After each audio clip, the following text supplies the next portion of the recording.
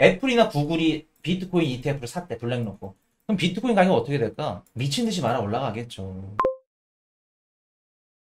제가 연말에 비트코인 상승 롱뷰로 바라보고 있고, 아, 좋을 겁니다. 시장이 괜찮을 거예요. 라고 보는 이유 중에 하나를 좀 말씀을 드릴 건데, 제가 올해 상반기 1월 11일 날 미국에서 블랙록 포함해서 12개 기관인가요? 11개였나? 미국에 있는 네노라는 기관들이 비트코인 ETF가 승인이 돼서 판매를 하기 시작했죠. 1월 11일부터. 자, 그래서 1월 10일 날 현물 승인이 됐고, 그리고 4월 달 반감기까지, 그래서 4월 반감기까지 겹쳐서 많은 코인 방송들이 야, 비트코인 2억 간다, 3억 간다. 롱에 베팅을 했었어요. 근데 저희는 현물 ETF 승인되면 오히려 빠질 겁니다. 그리고 반감기 이후엔 오히려 빠질 거예요. 라고 말씀을 드렸었죠. 부정적으로. 그때 욕 뒤질나게 먹었습니다. 댓글로. 네가 뭘 하는데, 근데 실제로 현물 ETF 승인되고 나서 한 달 가까이 빠졌죠. 4월 이후부터 빠졌습니다. 실제로 빠지고 나니까 이제 쑥 들어갔어. 자, 제가 뭐 맞췄습니다, 잘했습니다 말씀을 드리는 게 아니라 왜 다른 방송들과 왜 뷰가 달랐을까?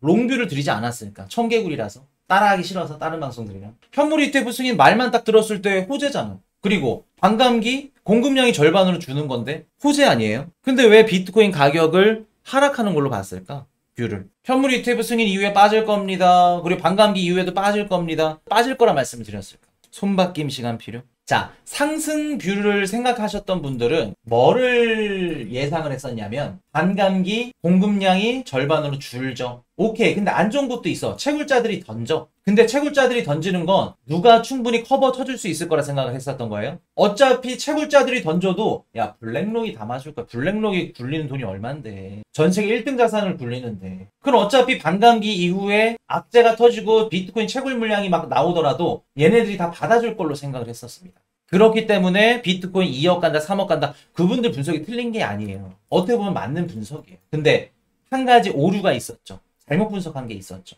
그게 뭘까? 제가 상반기에 방송에서 이런 말씀 드렸던 거 기억하세요?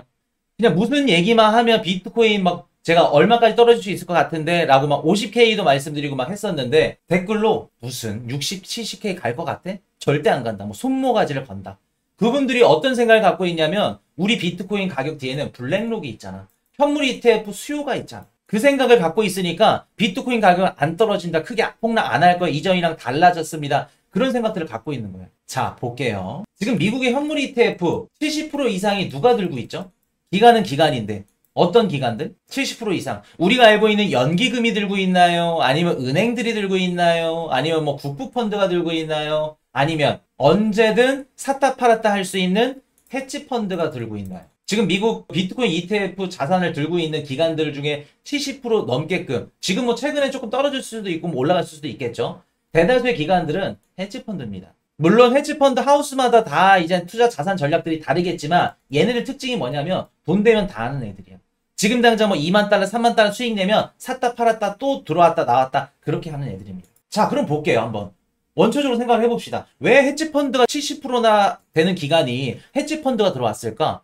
우리가 생각하는 연기금은요? 사우디 국부펀드는요? 은행들은요?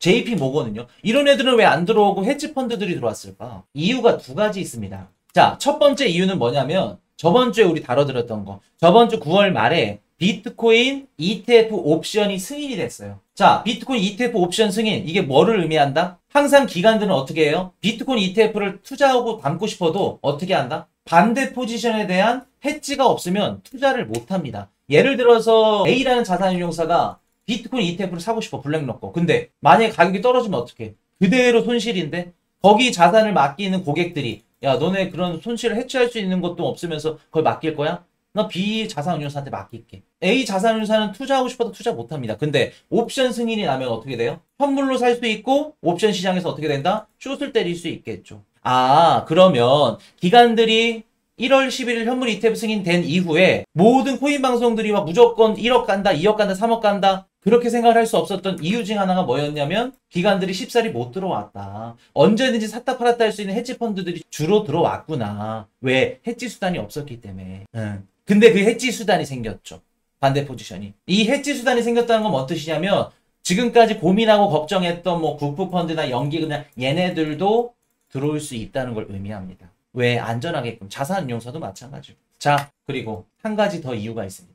요 한 가지는 해결이 됐어. 9월 달부터. 9월 이후부터 이제. 코인신이 그러면 두 가지 중에 한 가지 해결됐네요. 한 가지는 뭔가요? 자, 미국 회계 규정 변경 2025년도 시행 암호화폐 보유 기업에 큰 도움이 될 것. 이게 뭐냐면은 기존에 뭐 마이크로 스트래티지나 뭐 라이엇 블록체인이나 비트코인을 갖고 있거나 뭐 모으는 아니면 뭐 전환사채를 발행해서 이렇게 구매하는 기업들이 있죠. 얘네들은 어찌됐든 간에 지네들이 갖고 있는 자산이니까 명시를 하거나 아니면 이제 기록을 해야 됩니다. 근데 한번 볼게요. 기록을 하는데 내가 비트코인을 $10,000에 사가지고 가격이 2만 달러, 3만 달러, 4만 달러까지 상승을 했어. 그럼 어찌됐든 간에 내 자산의 가치가 늘어난 거니까 그게 기업의 실적에도 반영을 해줘야겠죠. 그거 당연한 거지. 만약에 떨어지면은 떨어지는 것도 반영을 해, 손실로. 근데 지금까지 미국 회계 규정으로 따지면 상승을 해도 반영을 안 해줬습니다. 예를 들어서 내가 상승을 해서 반영을 받고 싶어. 그러면 한 1년 전인가 2년 전에 머스크가 비트코인을 팔았죠? 판 이유가 뭐였을까? 전 대차대표 이쁘게 만들려고 했을 가능성이 좀 높다고 보는데.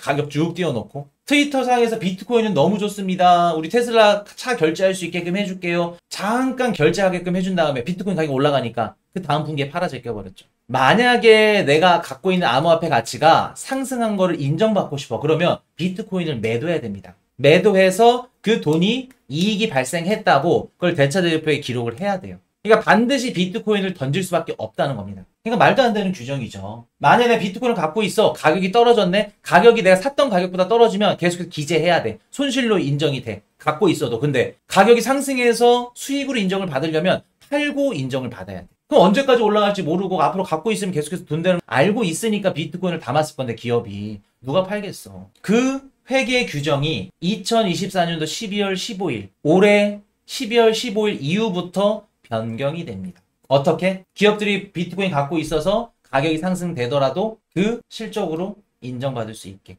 수익으로 기업 이익으로. 자, 그럼 볼게요. 내가 기간이라고 봅시다. 비트코인 투자하고 싶은 기간이야. 현물 ETF 승인됐다고 해서 무조건 다 들어간다? 잘못된 분석이죠. 왜? 이 두 가지가 구비가 안 돼 있어서 상반기에는. 그렇기 때문에 제가 현물 ETF 승인 무조건 뭐 무제한인 거 아니에요. 무조건적으로 상승하는 거 아닙니다. 블랙록 하면은 무조건 비트코인 가격 올려주는 건 줄 알아. 아니에요. 언제든지 떨어질 수 있어요. 50K까지 깨져버리잖아. 중간에.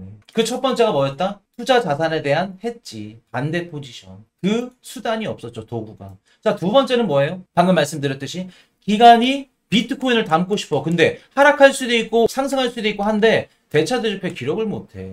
그럼 내가 좋아하는 비트코인을 투자함으로써 만약에 상승을 해도 그냥 그대로야. 근데 손실하면 기업에 어떻게 돼요? 실적이 떨어지는 거죠. 그러면 아무리 비트코인 투자할 사람이 없어. 기관들 입장에서는.